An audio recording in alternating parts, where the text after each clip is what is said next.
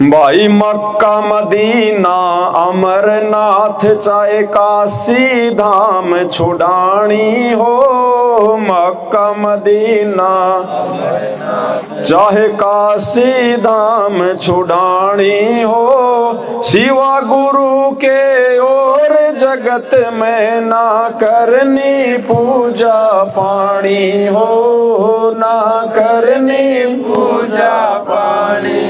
भाई घर छूटो या जग रूठो, चाहे रूठो ये संसारा हो, कौन सुने मेरी काल नगर में जय गुरु रूठ गया हमारा हो, गुरु रूठ गया हमारा हो।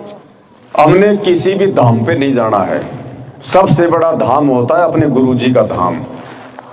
सबसे बड़ा धाम है जहां पे पूर्ण परमात्मा की भक्ति होती है।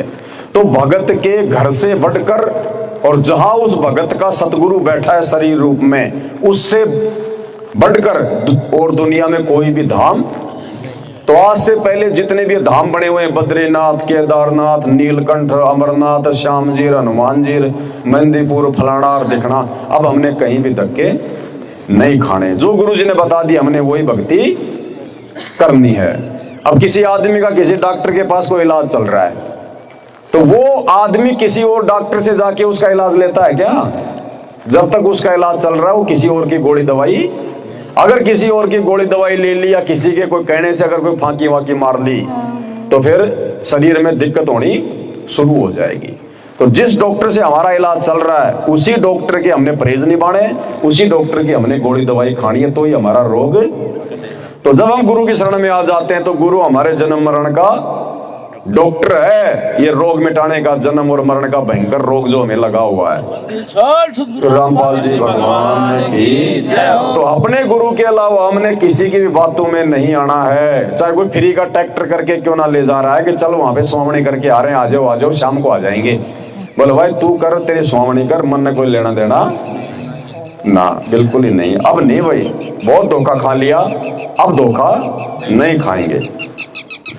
तो जैसे हमारे मुसलमान भाई मक्का मदीना में जाते हैं, तो खैर हम तो वहां जाते ही नहीं, हमें तो लेना देना नहीं है। फिर भी जैसे कोई मुसलमान भगत अगर नाम ले लेता है, ज्ञान समझ में आ जाता, तो उनके लिए है कि अब आपने मक्का या मदीना में हज के लिए या कोई भक्ति के लिए नहीं जाना है।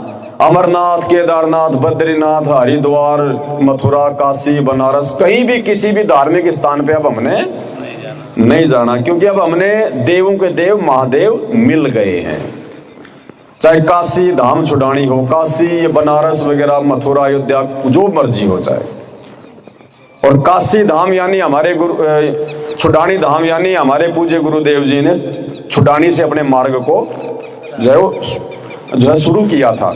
तो हमने वहां भी नहीं जाना है, छुड़ानी वाडानी में भी नहीं जाना है। यानी छुड़ानी में उस समय तक कुछ लाभ था जब तक वहां रह के हमारे गुरुजी सत्संग किया करते थे।